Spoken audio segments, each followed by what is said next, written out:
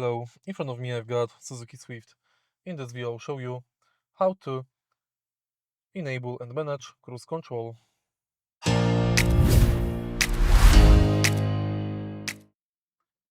activate adaptive cruise control, take a look at the steering wheel. On the right side, we've got the panel thanks to which you can enable speed limiter and adaptive cruise control. Firstly, press mode button to select between speed limiter and adaptive cruise. Next, press this button to activate it.